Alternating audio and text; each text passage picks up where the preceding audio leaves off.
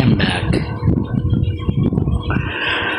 So I just want you to be updated on what's happening in my diary.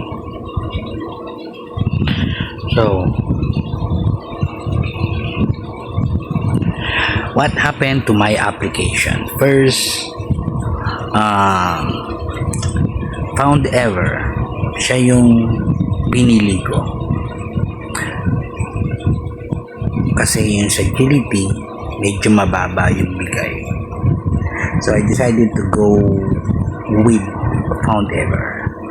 The date that I'm supposed to start is July 20. At 17 na nga. July 17, 18 today to be exact. And nagkaroon kami ng meeting through MS Teams. Nalaman ko na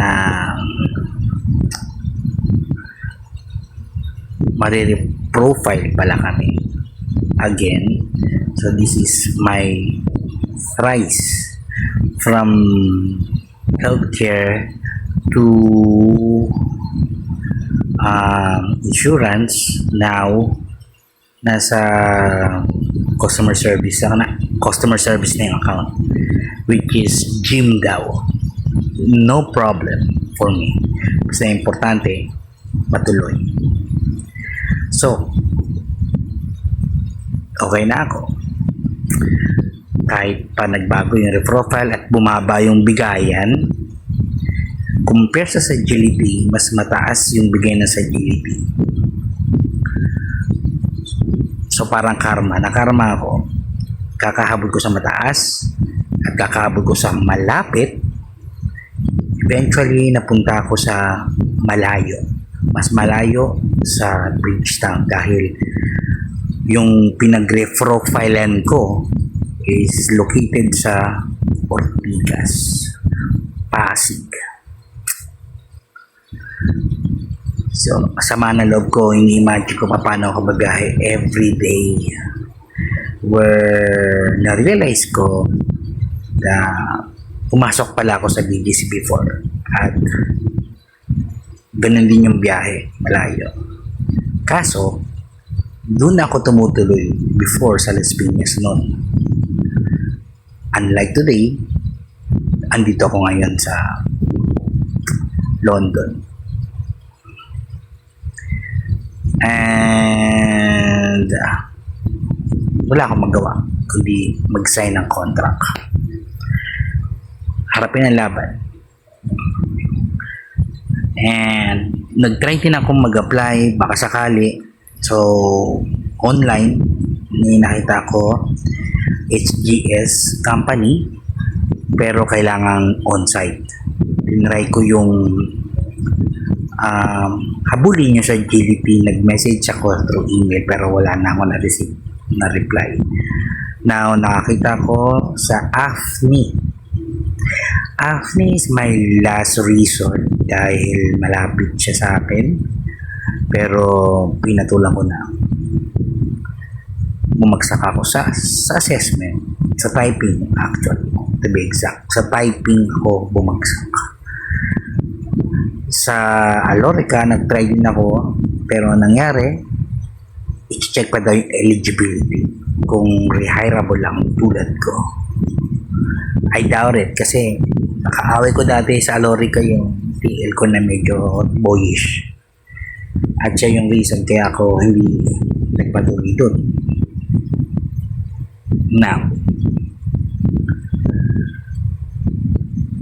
decided na ako. So, matutuloy man siya o hindi, yun na talaga yung papasukin ko. Pero, nag-try pa rin ako maghanap ng trabaho. Until now, naghanap pa rin ako. Baka sakali na may maaga pa at papasukan ko siya. Feeling ko desperado na ako dahil pati Baker,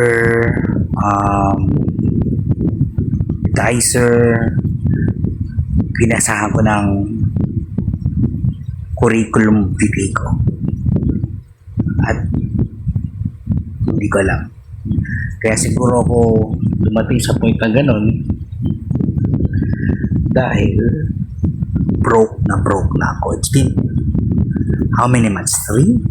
Yeah, 3 months na. Lahat ng pera palabas, walang papasok. So, nagsisimula na akong lubog na ako before, pero ngayon nagsisimula nang wala nang makita sa ulo ko sa kumunoy. At ang hirap, sobrang hirap, natutulala ako. Hindi ko alam kung anong gagawin ko, kung saan ko kukuha ng pagkain ng mga kids, kung paano ko isusurvive, itatawid yung everyday namin. So, nagkasamaan pa kami ng loob. Actually, hindi naman nagkasamaan ng loob. Pero, hindi naman nagkasamaan ng loob. Pero parang nagkaroon kami ng diskusyon ng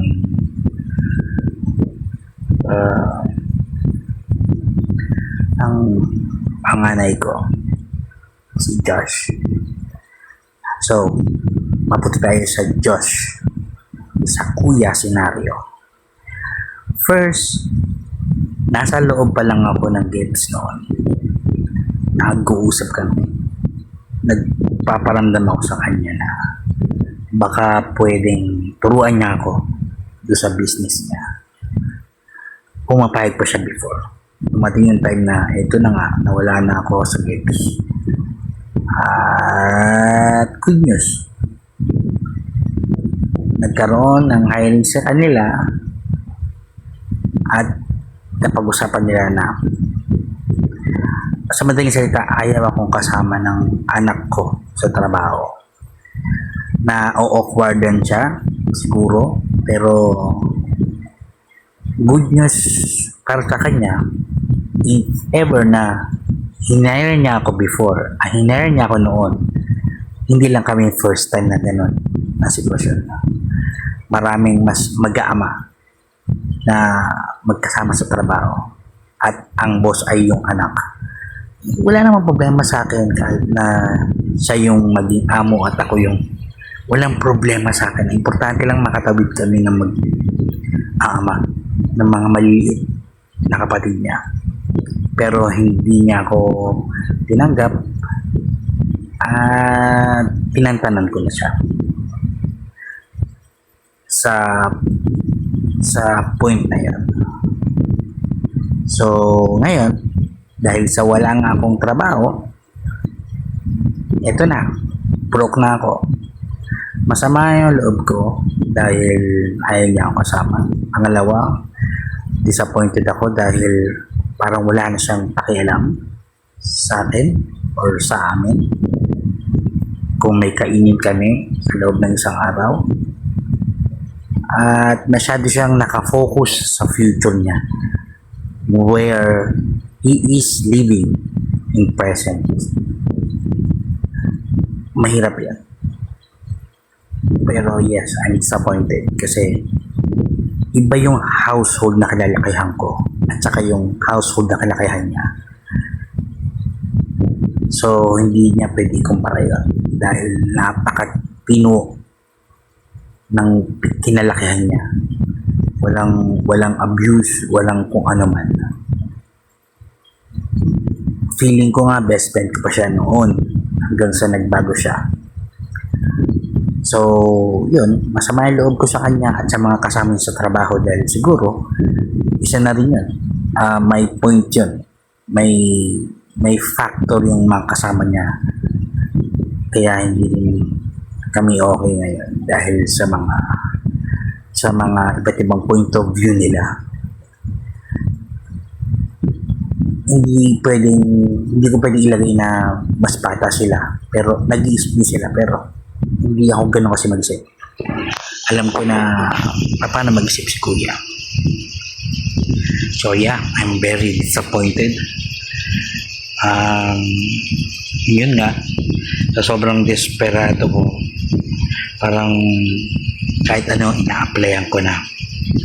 Kaya anything na anything na makita ko, pinapasahan ko ng resume through email.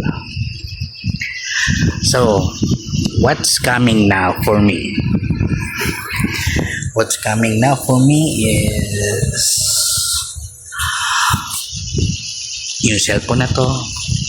For sure, tomorrow, masasanla ko na para makatawid yung pagkain namin. Meron pa akong bayaran ng kuryente 2 months na possible na maputulan kapag di na bayaran. At hindi ko alam kung saan kukuha. Tubig, bills, at saka internet bills. Bawa ng mga bata, bigas, wala na, pagkain, wala na. Andito ako ngayon sa gitna ng dagat, gitna ng dalampasigan, walang makapitan, wala rin makita kahit anong isla, kundi puro dagat. God will provide. I believe God will never let us never let us through with this all episode. If he doesn't know that I can make it, hindi ko kakayanin. Alam ko kakayanin ko to. And lastly, bago ako matulog, inisip ko, paano mag-abroad na lang ako. Kaso nakalimutan ko, wala pala akong pera. Kailangan pa rin ng pera ko. So ganito, nakaplano sa utak ko, maghanap pa rin ako ng trabaho through email, magpapasa ako ng resume, pag natanggap ako, papasokan ko. Hanggang sa magsimula ako sa Found Ever. Pag okay, yung trabaho, diretso lang din ako. Baka hindi na pumasok sa Found Ever. Dahil ayoko na, pagod na ako sa call center. Pagod na ako sa BPO. For you to know, magkaiba ang BPO sa call center. Ang papasokin ko ngayon is call center. So, sawang-sawa na ako, pagod na ako, andun na ako sa talagang salitang kahit anong kotse. Pag inilagay mo sa dagat, walang silbi.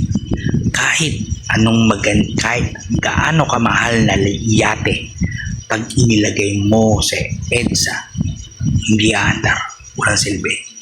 Ganun ang feeling ko sa loob ng industry na yun. At good news, haharapin ko ulit siya dahil wala pa akong choice as of now. So, yun ang plano ko. And if ever na makapasok ako sa Found Ever, makapagbayad lang konti ng utang at tingin ko makakahanap ako ng bagong papasukan, aalis ako sa Found Ever, lilipat ako para hindi ako matenga. Kailangan bago ako umalis sa Found Ever, meron na ako bagong papasukan na sure.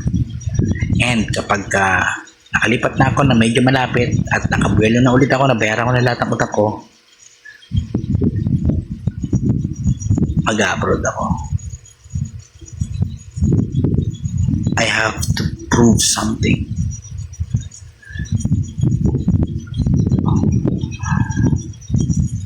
Tagal na ako naghihintay ng para sa akin. Hindi ko alam kung ano yun. Hindi ko nawawala ng pag-asa, pero alam ko meron para sa akin eh. Maghihintay lang ako. Alam ko hindi ako pinababayaan ni God. Alam ni God yung ginagawa niya. Alam ko meron para sa akin. At darating yan.